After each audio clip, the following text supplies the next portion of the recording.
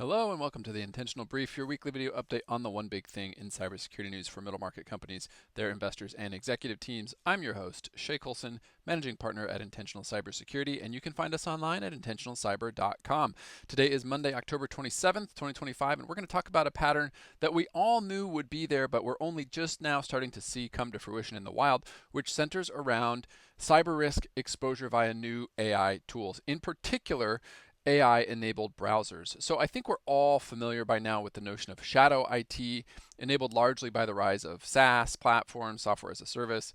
And so now what we're seeing is shadow AI enter the space, either where existing tools in your enterprise add AI in a way that circumvents third-party risk management controls or procurement mechanisms, or other controls like removing local admin privileges are enabling or allowing users to open the door to these AI tools by installing them locally. But regardless of the mechanism, the source of the risk that is getting the attention this week from both the press and from security researchers, and then inevitably on to attackers, is AI agentic browsers, which were released both by ChatGPT and Perplexity in their quest to unseat Google Chrome as the browser of choice and that ubiquitous search integration at the address bar. So ChatGPT's Atlas and Perplexity's Comet browsers were both immediately poked and prodded by security researchers, as they should be. Unfortunately, they both seem to face the same challenge around what's being called prompt injection attacks.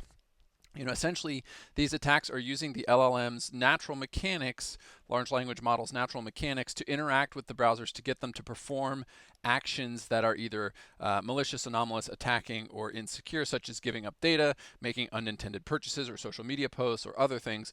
Browser company Brave, who clearly has a dog in this fight as they themselves produce a browser that they're trying to unseat some market share of Chrome with, is leading the charge on this research. And I would note this interesting passage where the researchers themselves admit or acknowledge these inherent difficulties around addressing these issues, noting that, quote, until we have categorical safety improvements, agentic browsing will be inherently dangerous and should be treated as such, unquote. We also saw some of the attacks include spoofed sidebars that allowed attackers to manipulate requests coming over the browser and do things like installing a reverse shell or giving up OAuth access tokens or stealing cryptocurrency. And these attacks are not just limited to OpenAI and Perplexity either. Microsoft's Copilot saw an attack this week dubbed CoFish, which debuted that allowed attackers to steal OAuth tokens, like noted above, with Copilot Studio. We also saw this interesting worm, which is kind of an old school technique, making its way around the developer community that leveraged some very clever and frankly pretty novel techniques around LLM-based code tools within the VS Code development platform, integrated development environment. And this did things like use Google Calendar as a command and control server, and it used invisible Unicode characters that an LLM can read and process, but that can't be seen in a console when you're manually reviewing code line by line, avoiding human detection and allowing LLM execution and exploitation. So while there are all of these kind of early proof of concept attack mechanics out there, the signal that we should be paying attention to is clear. We are moving very quickly to introduce tools and capabilities into our enterprise that aren't as secure as we would want them to be. On top of that, many of our traditional security mechanics are not going to be well suited to addressing these risks because of where and how these browsers operate.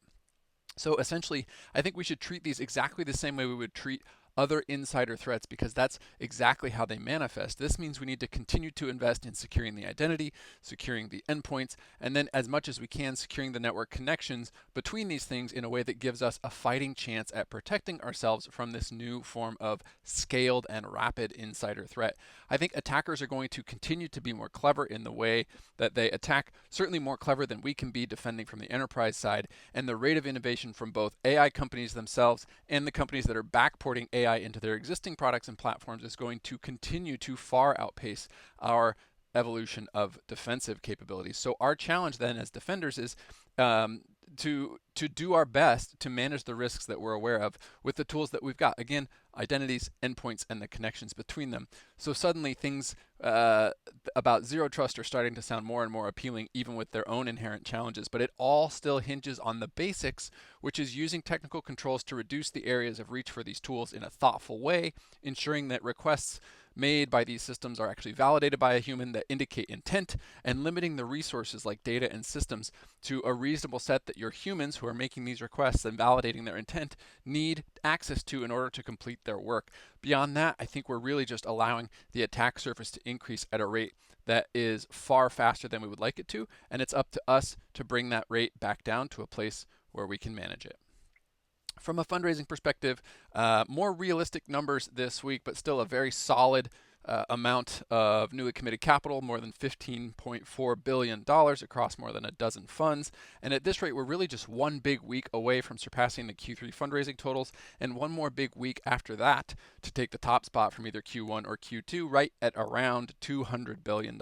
So quite an impressive pace. I don't know if it will continue, but certainly October off to quite a strong start.